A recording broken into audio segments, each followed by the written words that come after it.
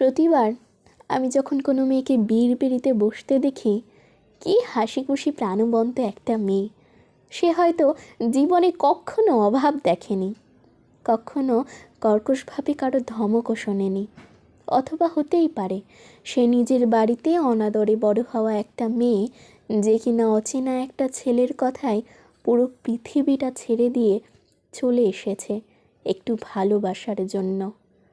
আমি ভাবতে থাকি, এই লাল শাড়ি, ডিজাইনার লেহেঙ্গা, কসবোরেল কিংবা কাশ্মীরের হানিমুনটা সেরে ফেললেই পরের সপ্তাহে যে অদ্ভুত অচেনা একটা পরীক্ষা শুরু হবে, সে পরীক্ষায় টিকে থাকার যুদ্ধে লড়তে থাকা এই হাসি খুশি বাচ্চা মেয়েটা 5 বছর পর ঠিক কেমন দেখতে লাগবে তাকে।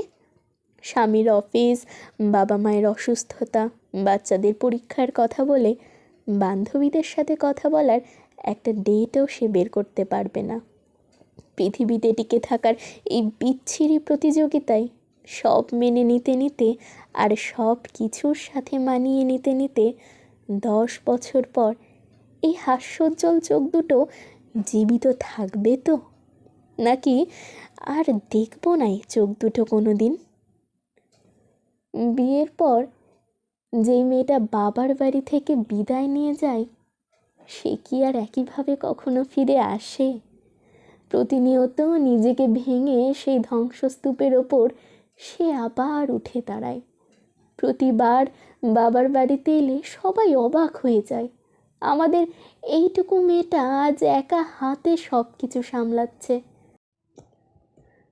প্রতি রাতে মেয়েটা নিজের মন নিজেই পড়ে, ভেঙে পড়ে, আবার উঠে দাঁড়ায়। কেউ কি জানে সে কথা? কেউ কি কখনো জানতে চায়? পরের বার ও আসবে অন্য কোনো পরিচয়ে, অমুকের ছেলের বউ কিংবা অমুকের মা হয়ে। ওর নাম হবে তখন বউ, বৌমা। খুব ইচ্ছে করে ওই মেয়েটাকে তার ওই মিষ্টি নামটা ধরে বারবার ডাকি। বিয়ে এমনই একটা পরীক্ষা, সংসার মানে এমনই এক আগুন পাখি। এ কথাগুলো কেউ বোঝে না, কিংবা হয়তো বোঝে কিন্তু কেউ বলে না। এই বিয়ে নামক বিষয়টা অদ্ভুত একটা জিনিস।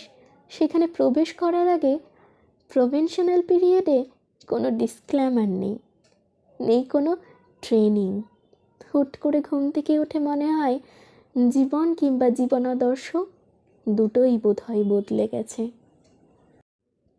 পৃথিবীর সবচেয়ে ব্রিলিয়ান্ট মেয়েটা, পৃথিবীর সবচেয়ে বোকা মেয়েটা, সবচেয়ে ধনী বাবার মেয়েটা, অথবা সবচেয়ে দরিদ্র ঘরের মেয়েটা, প্রত্যেকেই বিয়ের পর একটা আইডেন্টিটি ক্রাইসিসে ভুগতে থাকে। মাথার উপর আকাশ ভেঙে পড়ে, পায়ের নিচ থেকে মাটি সরে যায়।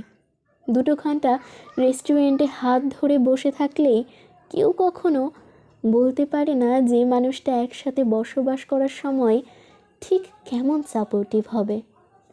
ভালো প্রেমিক মানে কিন্তু ভালো স্বামী নয়, আবার একইভাবে ভালো প্রেমিকা মানেই যে ভালো বউ হবে তেমন কেউ বলতে পারে না। এ যেন একটা সাক্ষাৎ জুয়া খেলা।